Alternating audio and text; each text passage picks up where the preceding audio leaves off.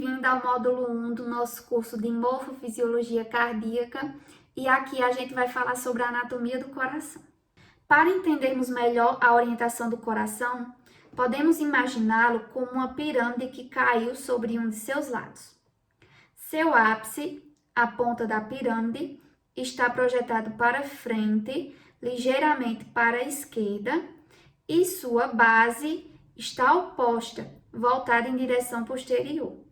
Aqui nós temos uma imagem de um coração dissecado, onde a gente visualiza o ápice, voltado para a esquerda, e a base oposta, onde a gente tem os vasos da base, que são vasos que trazem e levam sangue do coração. O coração possui 4 faces. Essa da imagem é a face externocostal, que pode ser vista quando estamos olhando para este órgão de frente, anteriormente. A face diafragmática é aquela em que o coração repousa sobre o diafragma, que é exatamente essa área apresentada na imagem.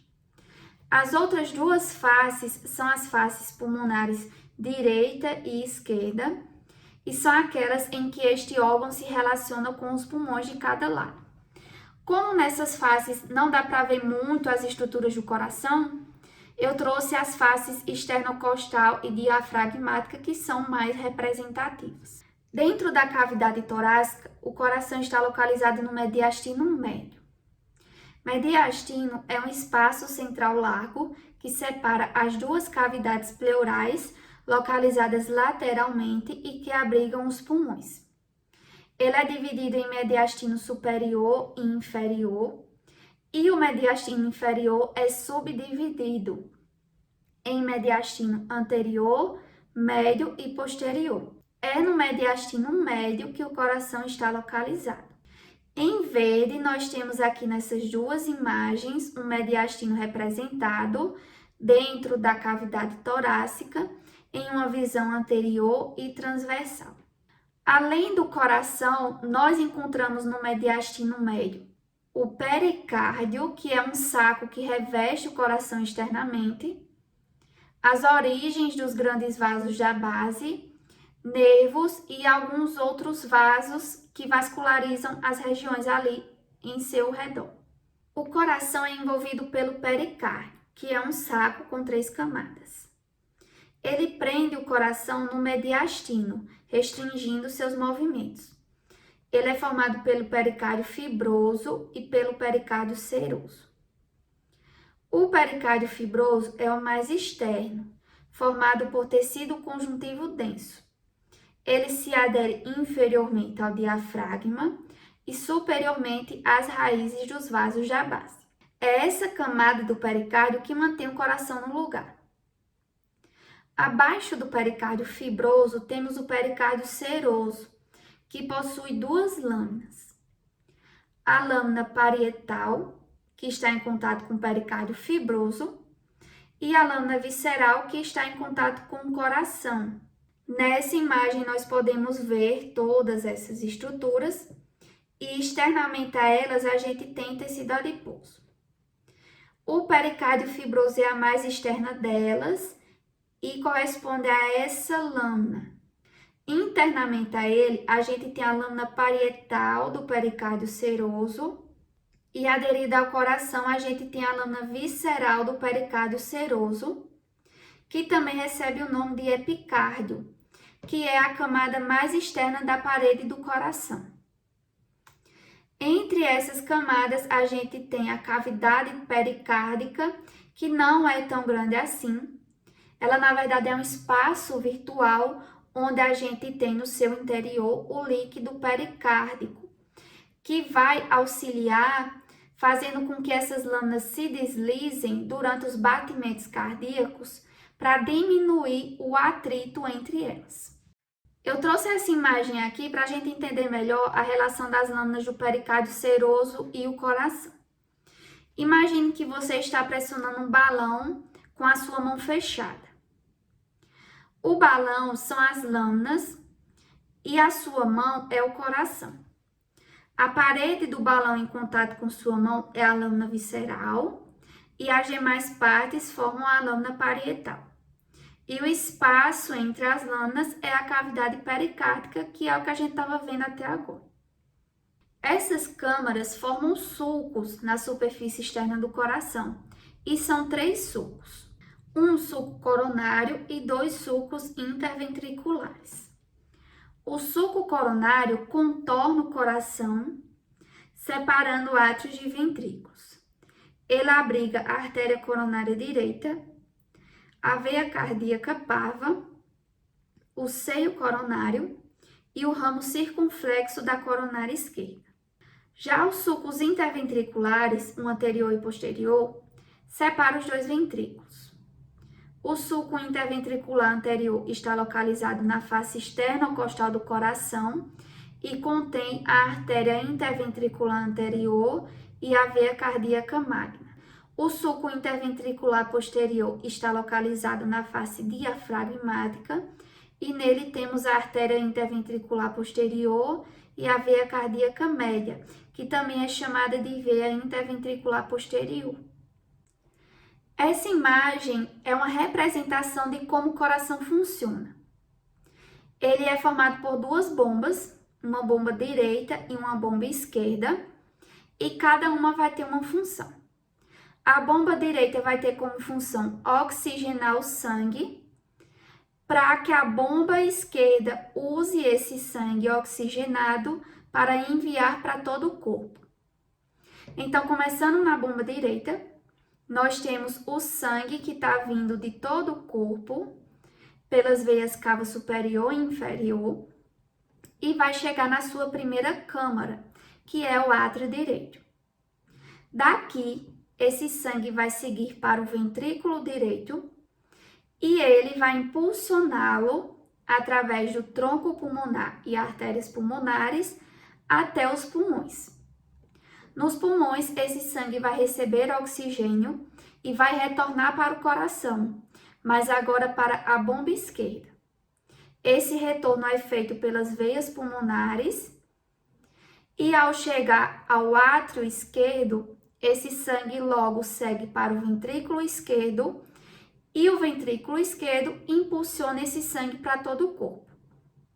A força que o ventrículo esquerdo tem é maior do que a do ventrículo direito, porque o sangue que é impulsionado através dele vai ser para todo o corpo. Então, é necessária uma pressão maior. Outro motivo também que faz com que essa pressão seja maior no ventrículo esquerdo é a sua parede, que é muito mais espessa do que a do ventrículo direito. Então, após impulsionar esse sangue através da artéria aorta, ele segue para todo o corpo, vai receber dióxido de carbono e outras excretas metabólicas e será enviado de volta para o coração, onde tudo vai se repetir. Então, para trazer essa relação um pouco mais para a realidade da morfologia do coração, eu trouxe essa imagem. Aqui a gente vê a bomba direita representada em azul e a bomba esquerda representada em vermelho e os vasos que trazem e levam o sangue do coração. Agora, para trazer um pouco mais para a realidade do órgão, temos uma outra imagem, que é essa imagem aqui de um coração que foi seccionado e a gente visualiza suas câmaras internas, átrio e ventrículo direito, átrio e ventrículo esquerdo e os vasos da base. Agora vamos passear por cada uma dessas câmaras, fazendo o percurso que o sangue faz quando retorna do corpo. Ele retorna pelo átrio direito, através das veias cava superior e inferior. O átrio direito também recebe sangue do seio coronário, sangue esse vindo da própria vascularização do coração. O sangue segue para o ventrículo direito, através do ósteo ventricular direito, que permite a comunicação entre essas duas câmaras. Internamente, o átrio direito é dividido em 2 espaços contínuos, e essa divisão é feita pela crista terminal, que é essa estrutura localizada no teto do átrio. Ela se localiza anteriormente à veia cava superior e vai seguindo o seu percurso até chegar nos limites da veia cava inferior. Essa parte do átrio, na verdade, é sua parede anterior. O que aconteceu aqui nessa imagem é que foi feito um corte e ela foi rebatida para trás para que a gente conseguisse visualizar ele por dentro. Essa parede, então, é formada pelos músculos pectíneos. Já a parede posterior, ela não contém esses músculos, ela é lisa. Existe um septo que separa o átrio direito do átrio esquerdo, que é o septo interatrial, e nessa região a gente encontra a fossa oval, que é o resquício do forame oval, uma estrutura embrionária muito importante porque ela permite o desvio do sangue do átrio direito para o átrio esquerdo do feto, já que durante o desenvolvimento não existe trocas gasosas nos pulmões, então esse sangue não precisa ir até eles. Externamente, no átrio direito, temos a aurícula direita, que pode ser vista na imagem a seguir. Ela é uma bolsa muscular semelhante a uma orelha e por isso recebe esse nome. E é uma projeção do átrio direito. Agora, aproveitando a imagem para falarmos do ventrículo direito. Ele recebe sangue do átrio direito e o impulsiona para o tronco pulmonar durante sua contração. Para evitar que o sangue retorne aos átrios durante a contração do ventrículo, esse sistema, contendo 3 válvulas, chamado de válvula atrioventricular direita ou válvula tricúspide, se fecha, bloqueando a via de acesso ao átrio. Dessa forma, o sangue não retorna. Como podemos ver, cada válvula da válvula tem um nome e elas apresentam essas projeções que são as cordas tendinhas, que prendem as válvulas na parede ventricular. A parede do ventrículo apresenta estruturas musculares irregulares, que são as trabéculas cárneas. Algumas dessas trabéculas têm uma extremidade livre, onde as cordas tendinhas se fixam. São os músculos papilares. O ventrículo direito tem 3 músculos papilares. Um anterior, que está na parede anterior do ventrículo, o posterior, que consiste em 2 ou 3 estruturas e se localiza na parede posterior, e o septal, que às vezes está ausente, localizado na parede do septo interventricular. O septo interventricular separa o ventrículo direito do ventrículo esquerdo. E para finalizar, existe a trabécula septomarginal, que abriga o ramo direito do feixe de His, que faz parte do sistema de condução do coração, que a gente vai estudar lá nas aulas de fisiologia. Do ventrículo direito, o sangue segue para os pulmões para que possa ser oxigenado e retorna pelas veias pulmonares para o átrio esquerdo, que contém as aberturas para as 4 veias pulmonares, embora a gente só visualize 2 aqui. Essas aberturas estão na sua parede posterior, que é lisa, assim como a do átrio direito. Também vai possuir uma aurícula, aqui no caso a aurícula esquerda, que é menor e triangular quando comparada com a aurícula direita. A sua parede anterior vai possuir músculos pectíneos, mas não vamos ter crista terminal no átrio esquerdo. No septo interatrial, a gente vai ter a válvula do forame oval, que impede, ou melhor, que impedia o refluxo do sangue do átrio esquerdo para o átrio direito durante o desenvolvimento fetal. O sangue segue através do ósteo atrioventricular esquerdo para o ventrículo esquerdo. A primeira coisa aqui que eu quero falar sobre o ventrículo esquerdo, embora a imagem não apresente de forma fidedigna isso, é a sua parede, que é muito mais espessa do que a do ventrículo direito, porque ele impulsiona o sangue para todo o corpo, então ele vai precisar de mais força para ejetar o sangue. Ele também possui trabéculas cárneas, como no ventrículo direito, só que aqui elas são mais delicadas.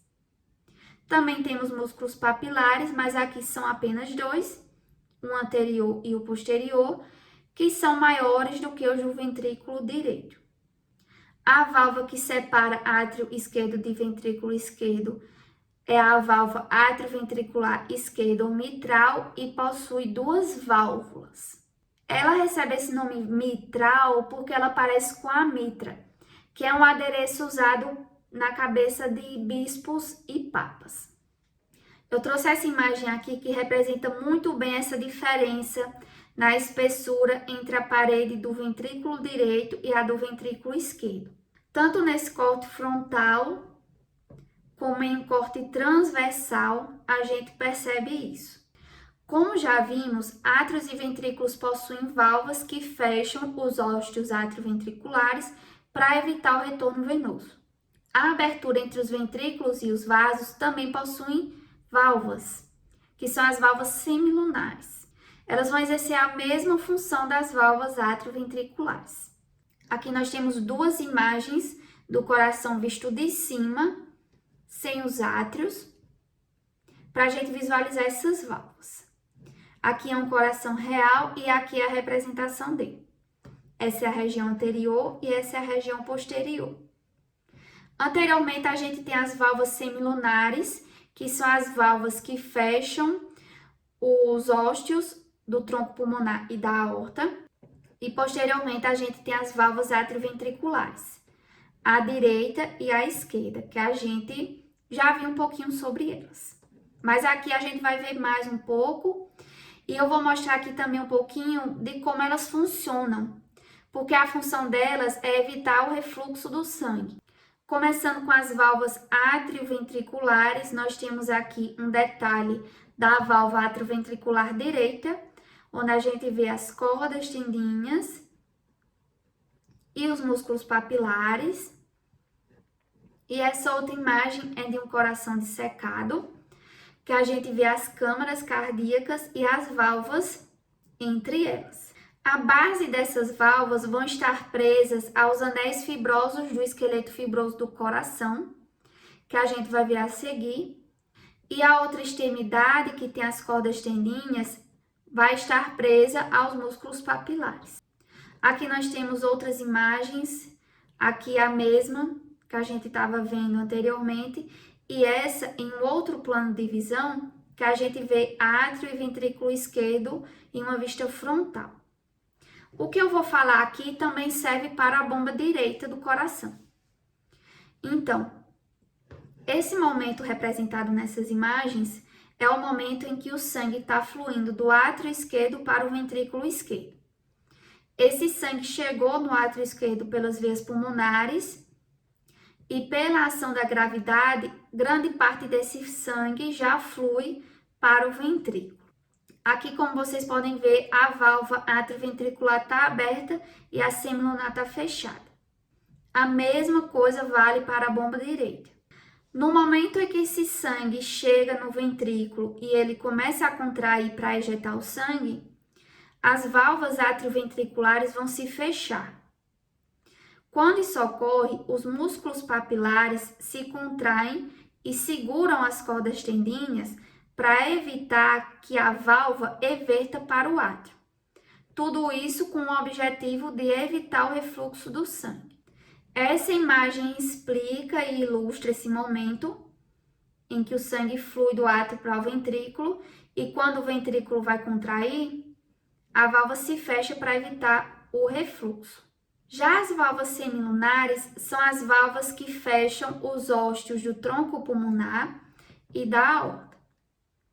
A válvula do tronco pulmonar é formada por 3 válvulas, à esquerda, anterior e direita, e a válvula aórtica é formada por 3 válvulas também, à direita, posterior e esquerda. Elas possuem uma borda livre, que tem na sua região central o nódulo e as suas porções laterais a lúnula, e elas vão funcionar da seguinte maneira. Quando os ventrículos contraem e a pressão no ventrículo se torna maior do que a pressão no interior desses vasos, o sangue vai fluir porque essas válvulas se abrem. Mas chega um momento que a pressão nesses 2 vasos se torna maior do que a pressão nos ventrículos direito e esquerdo.